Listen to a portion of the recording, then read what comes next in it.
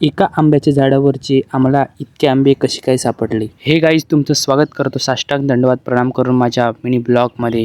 मी आणि माझी बहीण निघालो होतो एका मिशनवरती, ते म्हणजे लोकांचे आंबे चोरायचे. हे काम माझं परमनंट काम होतं, परंतु हे काम पार्ट टाइम वाटलं पाहिजे म्हणून लोकांच्या टोल्यासमोर मी एकच टाइम आंबे चोरायला जायचो. माझा व्हिडिओ ट्रेंडिंगला कसं जाईल या गोष्टीवर मी विचार करत होतो. तेवढ्यात माझ्या डोक्यात एक विचार आला आणि तो विचार मी तुम्हाला सांगेन. त्यापूर्वी त्या लोकांच्या एकसारखा तो विचार माझ्या डोक्यातनं निघून गेला आणि त्या गोष्टीचं मला दुःख झालं नव्हतं, म्हणून मी लगेच व्हिडिओ खरा वाटला पाहिजे म्हणून इथे तिथे बोटं दाखवली, परंतु ते सुद्धा मला धड जमलं नाही. मग मी रागात गेलो आणि खूप जास्त आंबे उचलेन असा विचार केला आणि माझ्या बहिणीला आंबे उचलायला लावले. दीदीने आंबे उचलले होते, ते आंबे तिच्या हातातनं हिसकावून घेतले आणि खाली ठेवले, जेणेकरून तुम्हाला वाटेल की हे आंबे खरंच मीच उचलले आहेत.